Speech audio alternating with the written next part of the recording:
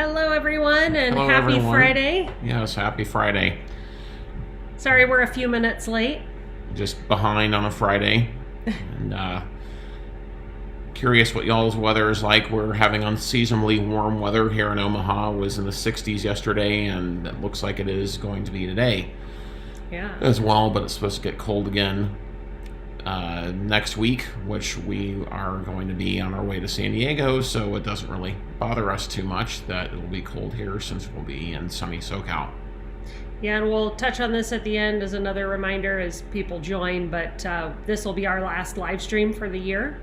So we will look forward to connecting with you all again in the new year, though. For sure. And any important updates, I'll make sure to post in the community, and we have videos scheduled for the rest of the year, so you can definitely look out for those, a predictions video and some other that I mentioned last week, and some other videos that we have coming out for the rest of the month. Yeah, so definitely. Hey everyone, hey Steve, hey Christy. 50s in Kansas. It should be raining in Kansas, right, Christy? With Colin touching down in College Station today, just makes us want to cry. Yeah, it's been a long week for K-State fans, but yes, today is a new day. It is a new day, and Avery Johnson has a new number, which is his high school number, so that's good. Yeah. I feel like that's a good sign. Yeah, and Raymond, I have not seen anything yet on those year numbers yet, myself personally. I'll be curious if anyone else has seen that. Well, a lot of what we're going to be discussing today is something that was a hallmark of cable, and that we're going to see more and more this upcoming year. First bundle that got announced, I want to say it was, of course, right after we ended the live stream last week, but there is going to be a new Netflix Max bundle that is going to be available through Verizon My Plan customers. It's going to be available soon. Actually, I believe it started yesterday, but it's going to be a 40% discount, which isn't too bad, on the ad-supported plans for both of them combined together. It's going to cost $10 a month. And as I said, we'll have the ad-supported plans of both streaming services, and it's only going to be available to Verizon My Plan customers. So it's a $16.99 value, costing $10 a month, so just over 40% off discount.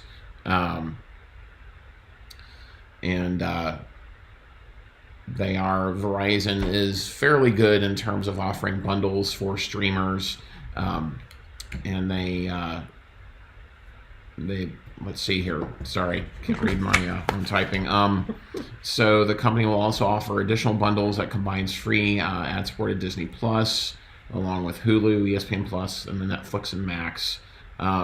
It comes less than a week after the Wall Street Journal reported that Paramount Plus and Apple Plus are in early talks of some kind of bundle, which we'll discuss here in a little bit.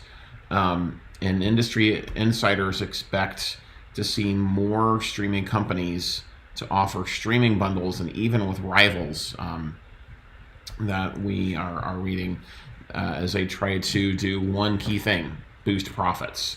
But it's still unclear what these offers will look like and how much value they will bring to us as subscribers. And but let's talk for just a second. I mean, that is a pretty good deal. I know you said that, but just to call it out, $10 a month for Netflix and Max, ad supported, and I'm sure that doesn't include the sports tier, is a really good deal. And if you already have Verizon, at least it streamlines the pay element of it. So I think it's a good idea. We'll see if the price stays that way, but if you like both of those services and you have Verizon, $10 a month, you don't mind ads, that's not a bad deal.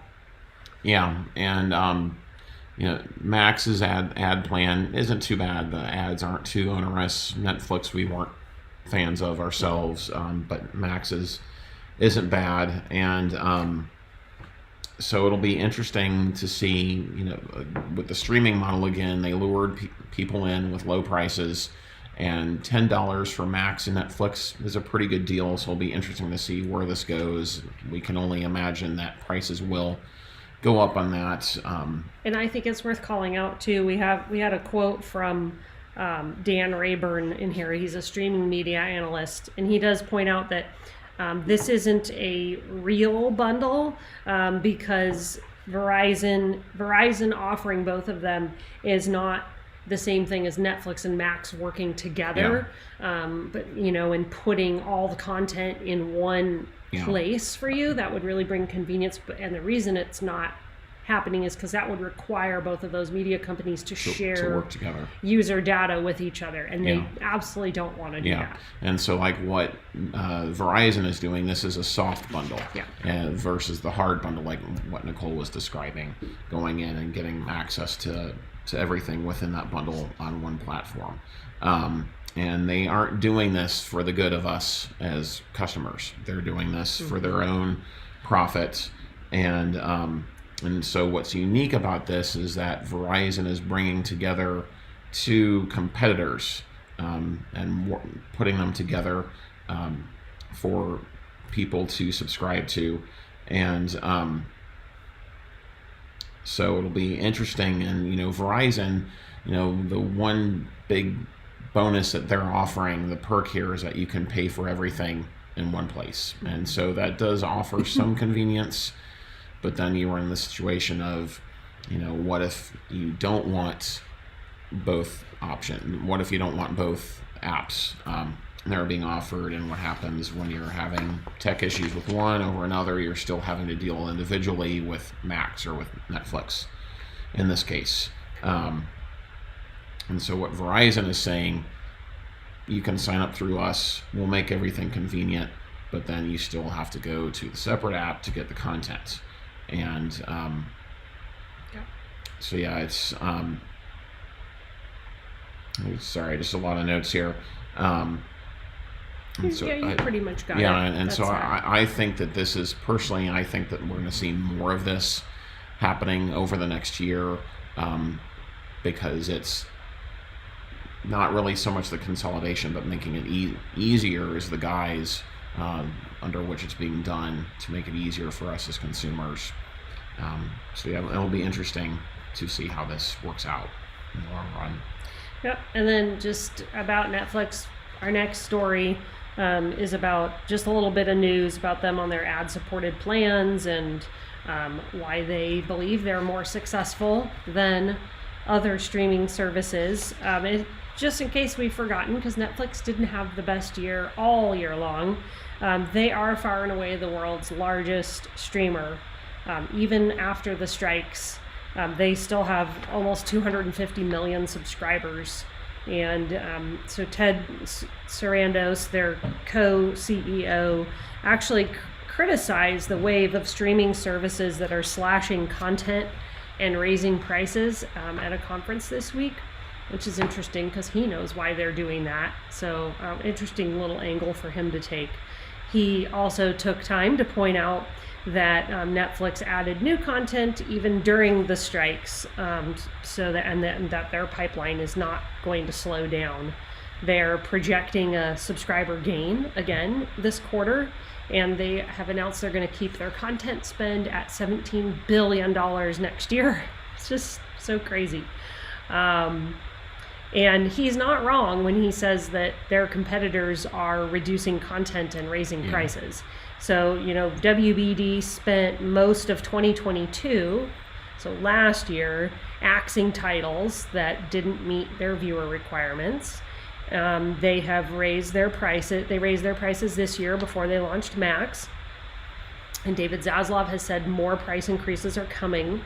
If we look at Disney Plus and Hulu, we know they cut content. We know they rose prices for the second time in less than a year in October.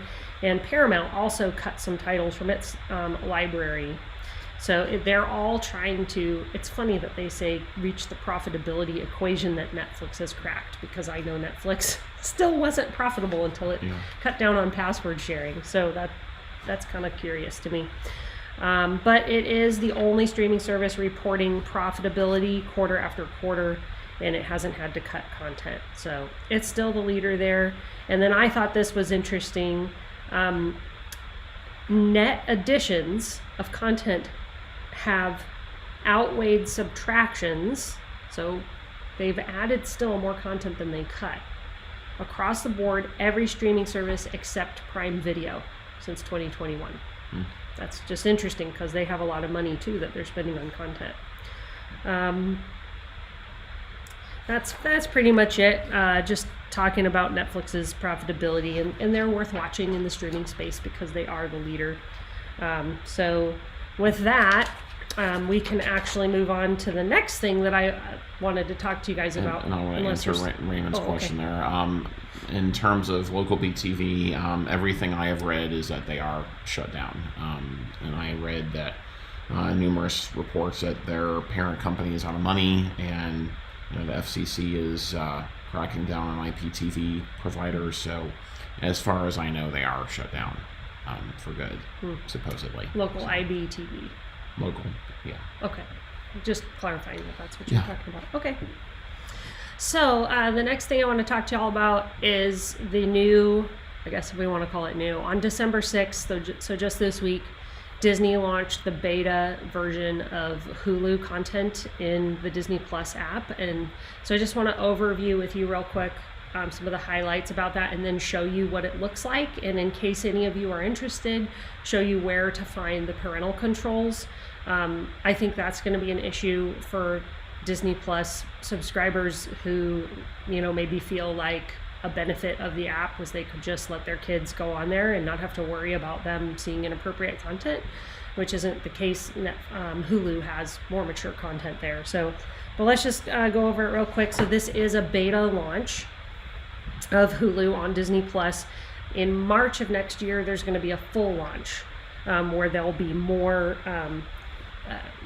content, more features, a better experience. But again, right now, Disney has done it this way to give subscribers time to set up their parental controls. Supposedly, yeah. Will you see this? If you subscribe to both Disney Plus and Hulu with the same email address, that's key, then you will automatically see Hulu right here in your interface, which I'll show you in a second. It's kind of a Hulu hub, or when you click on that, you'll be taken to Hulu content. It's not all of Hulu's content. That's important to note. It will have sections for content from networks like ABC, FX, Freeform, A&E, MTV, Nickelodeon, History. So that's pretty cool. I mean, that is a lot of content that Disney Plus has been missing. But in March, they're going to fully integrate it with personalized recommendations, curated collections, and increased visibility of Hulu content throughout the whole interface. And they're also going to try and upsell you if you have one but not the other. Specifically if you have Disney Plus but not Hulu. They are hoping, their expectation is this will keep more customers subscribed to Disney Plus. And although if you subscribe to Hulu, okay, don't necessarily just delete your Hulu app because there are certain licensing, or your subscription, there are certain licensing rights restrictions that will keep some of Hulu's titles off of Disney Plus, and that's now and March.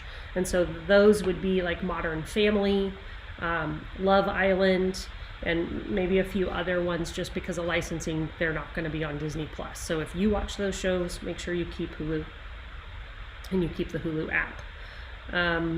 Another limitation with the beta that we'll be looking to see if they fix in March is that if you're watching a show from Hulu on Disney Plus, the Hulu app will not track your viewing. So let's just say you launched Handmaid's Tale on Disney Plus and you got through a few episodes, and then maybe a week later or something you went into Hulu, it would not show that you watched those episodes. It's not, they're not talking to each other. And to be fair, Hulu has long known to have technical issues, especially Hulu Live, but Hulu as a whole. that they have not addressed, that we've spoken with reps from there over the years, and they just won't address. So my concern here is, well, it's great that they're trying to put everything in one app and make it easier for subscribers of both. What's going to be interesting is to see is how they deal with these technical issues that are bound to pop up, and if it's just going to lead to frustration, and if that frustration is going to diminish any benefit that someone that has both has. Sorry, go ahead. No, that's fine. And then just the last thing to note before I show you here is that in the long term, Disney does plan to add the ability for customers of both services to watch Disney Plus programming in Hulu, but they have no timeline on when that will happen. Of course they don't. Yeah, so that'll be interesting to see. Okay, so here is Disney Plus, and as you can see right here, we have the Hulu tile that'll launch Hulu content. So I'm going to, move this out of the way. Sorry, guys.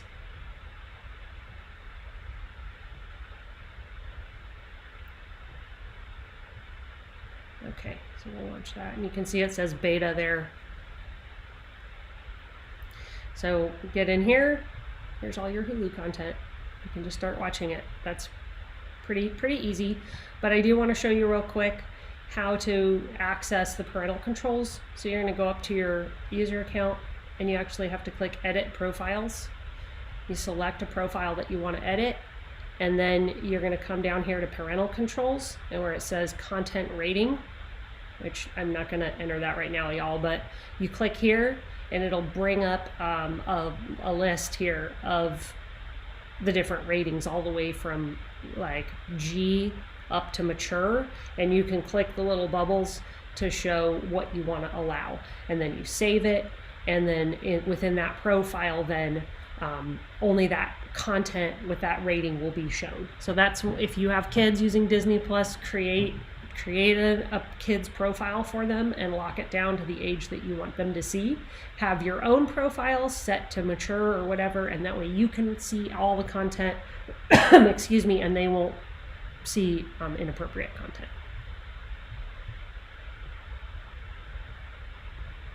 So let me just get you all back here.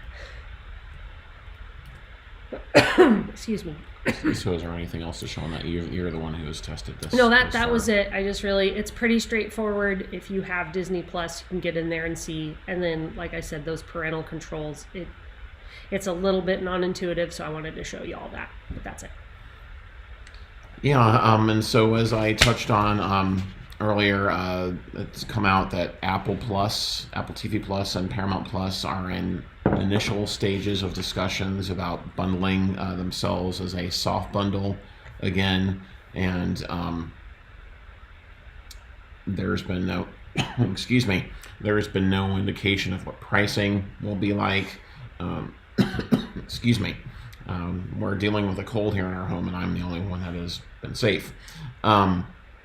Anyway, it was a December 1 Wall Street Journal report that came out saying that they are talking with each other about having that bundle. Apple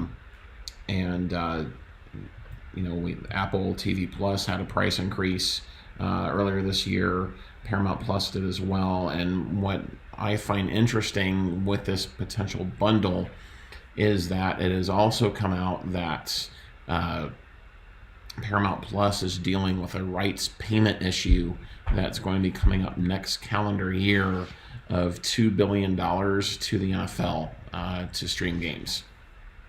And then again, it's come out again that Paramount is in talks of having part of their company, part of their assets, or a company as a whole on the block to be sold.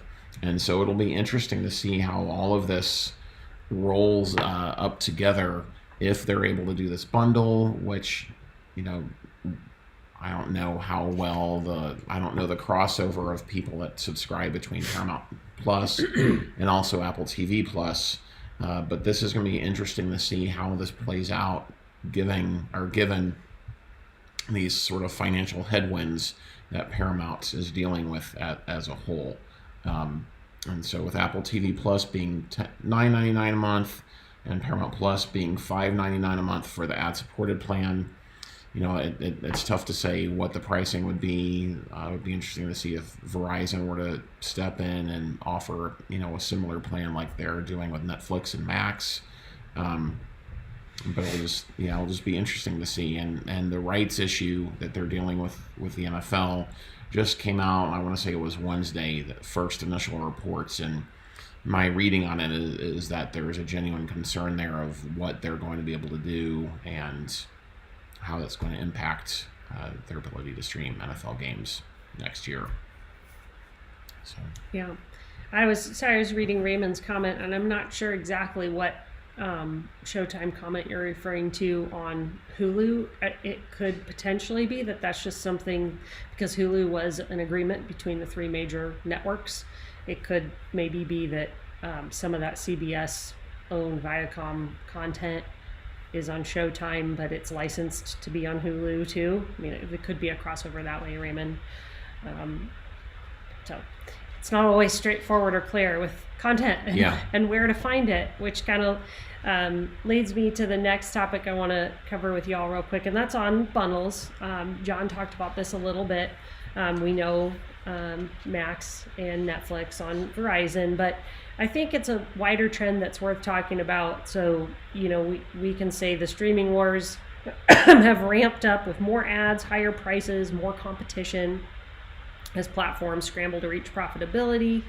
There's so many more choices now for us, and it really does feel like the media landscape is reverting back to cable. Wondering if any of you feel that way. We definitely feel like that's what it's looking out. The very thing that streaming set out to undo, it's becoming. Rising costs have caused many people to cut ties with their streaming services, and a November report by Forbes revealed that 53% of millennials have canceled a streaming service over price increases. And we want to know from you, have you canceled a streaming service recently because of the price increase?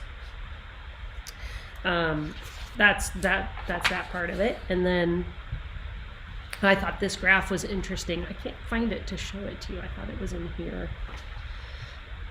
Let's take a look. Gives me a second. Got a frog in my throat, y'all. Sorry about that. There we are. There it is. Yeah. I thought this was interesting. The streamers that Americans are canceling the most. You can see Starz is way up there.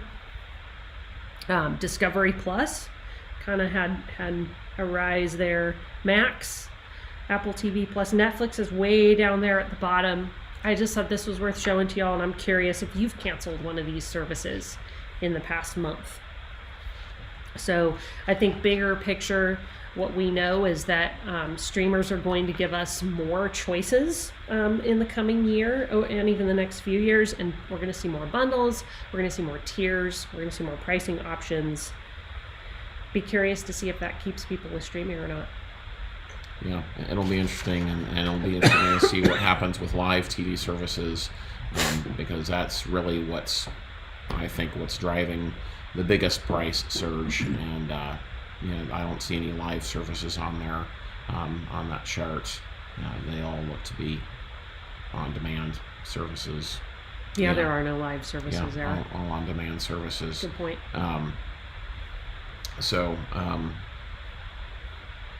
That's interesting, Bobby. Canceled your streaming services to go back to Spectrum. Gave you an offer for $60 a month to add cable back on. What did you renew? Netflix.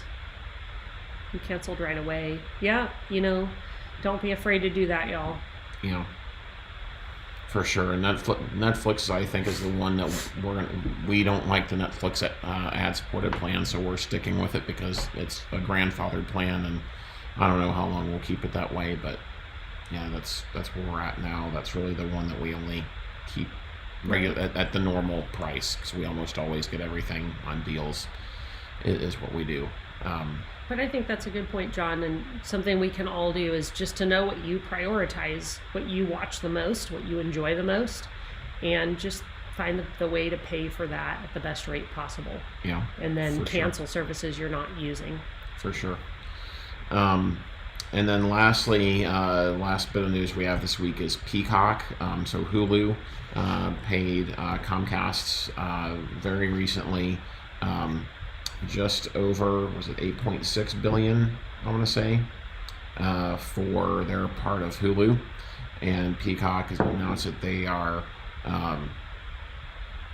at 30 million users, an increase from 28 million that had claimed in the third quarter earnings report.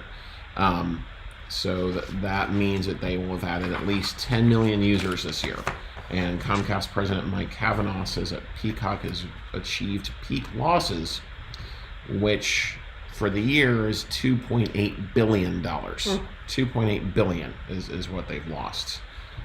He says, quote, "We feel pretty good with the progress we've been making," unquote, adding that Peacock's average revenue per user is about $10 a month, with those losses expected to peak at $2.8 billion this year. And as they work to scale Peacock, he said they're most focused on its domestic growth, adding that despite the multitude of changes within media, NBC Universal's legacy linear business still powers Peacock's overall content engine. And then one more quote from him. He says, "I think there's so much power in the legacy businesses that even though the linear business model is changing based upon how customers want to consume, it is the platform to build a feature that has to include a digital element as consumers change." Citing that Peacock is the digital vessel, and it will be. We don't watch Peacock a whole lot personally. I think we have it on like a 99-cent a month deal or $1.99 deal. It was like $20 for the year was the deal we got. Yeah. And we figured $20 for a whole year. Yeah. Why not? And they are wanting to get more into sports. They already have a fair bit of sports with the Sunday night games and Big Ten football and wrestling currently and some other things. And word has it that they want to get back into NBA. So it'll be interesting to see what they do. They've been bandied about as a potential merger candidate with someone else like Max. So it'll be interesting to see what happens with them. So yeah. And see that question there, Baba, we March 2024, I think Disney has said that is the date that they're going to launch full integrated Hulu on Disney Plus. So it'll just be beta till March. Yeah, and it will be interesting to see what that happens. You know, as I mentioned, that they are known to have their tech issues on Hulu, so it will be interesting to see how that is able to work out. Mm-hmm. And yes, I fondly remember the NBA on NBC, so it'll be full circle, huh? Yeah, it'll be interesting to see that if that does happen. Yeah, that's interesting, Bobby. We've read about that. Spectrum is pushing customers towards the app and away from their boxes. It's kind of... Is Spectrum who your parents are with? No. Okay. Who are they with? Time Warner, I think. Is that Spectrum? No, Spectrum's Charter. Yeah, I'm not sure who they're with. Mm-hmm. But yeah, they've got how many boxes in their house? And 5, I think. Yeah, 5 boxes. Yeah, and they have to pay a certain amount per month for each of them. For every box, and then Nicole's mom has gotten somewhat into streaming, which of course frustrates my father-in-law because their cable bill is already expensive enough as it is. So it's interesting to see, and I think given. Next year, we're going to continue to see more price increases, and it'll be interesting to see what plays out. Yeah, and Bobby, I'm curious what you'll think about that Spectrum TV app. And for me, this is, I know there are people who keep their TVs on just in the background, all day. Nothing wrong with that. But when you're on a data plan, if your data plan is not unlimited, that could get really unexpectedly pricey for customers. And so I worry a little bit about people who might be in your same situation, Bobby, and then come up with a really unexpected, unpleasant bill. So this could be like down the road, this could be a problem for some people who are on cable and losing that and being forced into streaming, and they're going to have to change their habits or pay more for an unlimited plan, and they may not end up saving anything in the long run. So oh good, I'm glad you have unlimited data, then nothing to worry about. Nothing to worry about. We don't have unlimited data, and in Omaha there's only one game in town, and it's called Cox, and so they can pretty much do whatever they want. Yep. And soon we'll have Google Fiber, which will at least be a competition. I think as soon as I can get away from Cox, I'll be happy. But as we mentioned at the beginning of the live stream, we're actually headed out for San Diego on Monday morning, driving out there for basically the rest of the year to be with Nicole's parents and family for the holidays. So we won't have a live stream for the rest of the year, but we will be back whatever that first Friday is in January. We wish you guys the best holiday season, safe travels if you're going anywhere. I hope you enjoy the time, and we will look forward to seeing you all in the new year. Yes, for sure. All right. Thanks for joining us today, guys. Bye.